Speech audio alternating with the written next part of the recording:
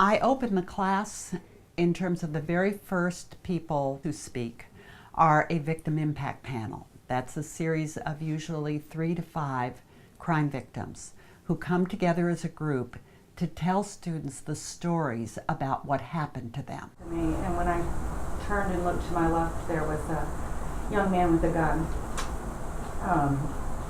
I threw it in reverse and floored my car, and he unloaded a .38 in my car. At 7, I witnessed a murder. My father took me with him to go kill my mother. And the outcome of that is that my father lost his life at my mother's hand. First time she had ever fought back, and her life was in danger. I've been working at the District Attorney's Office for 13 years. Restorative justice tries to fill those holes of things that don't happen in the criminal justice system. You meet much more with the offender and the victim and community members.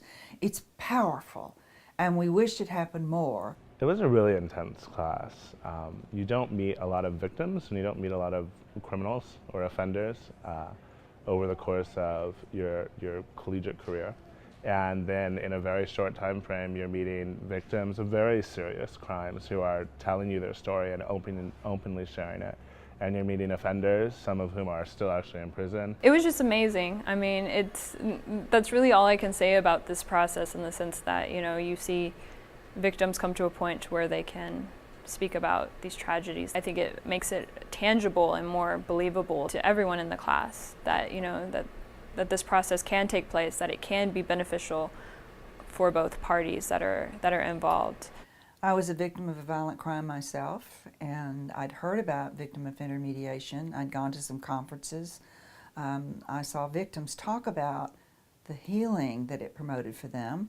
I think the biggest surprise that I learned is that victims of crimes actually want to talk about the offense and actually kind of get a little upset that even people who are fairly close to them just pretend like the crime never happened, or that the person who was murdered never existed. I've always felt that the best thing that a victim of crime can do, and especially severe crime, is to talk about it.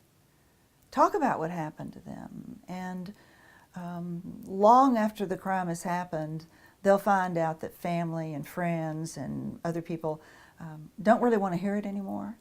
And I'm here to help them to look for new places. I get them to go to prisons and jails and tell their story, and they have agreed with me 100% that talking about what happened to you is what makes the difference. I got into this program because I had a friend that we were friends for 18 years, and we never shared what we lived until she was introduced to Bridges to Life.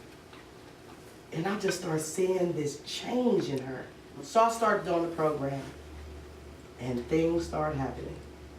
Because while I'm going in here talking to people, and I'm witnessing, I'm seeing their attitudes change, I'm seeing their esteem change, I'm seeing the way they feel about themselves change, I'm seeing their value change, their self-worth change. So of course that's giving me hope. More than half of my life in prison or in institutions that kept me locked away from society. The longest stretch I did was 19 years straight. 23 hours a day locked up for being a gang member. I only thought about myself, not about the other victim, not about going across that bridge to life and you know, listening to the other person's story, what they go through when I was hurting somebody else. What restorative justice is about has nothing to do with punishment, but what it has to do with is amends-making and the idea of what do you need to do to be meaningfully accountable for what you did. Meaningfully accountable does not mean necessarily spending X number of years in solitary confinement. Nothing is learned from that. When you hear this mother talking about her son, but yet coming into a prison, Bridges to Life did something to me, because as you start to open up and share what has happened in your life, it does something to you. It releases those demons that that follow you every day. It's great. I think that's the whole point of organizations like Bridges to Life is, one, it's not saying that like just because you've committed your crime, you're always that kind of person, but it also gives you the option to go through the process, and if you're willing, find ways to kind of give back to the community that you took from. Most of the studies on incarceration show somewhere between 60, maybe 55 to 70% recidivism. Now, Bridges to Life is in probably over 21 Texas prisons.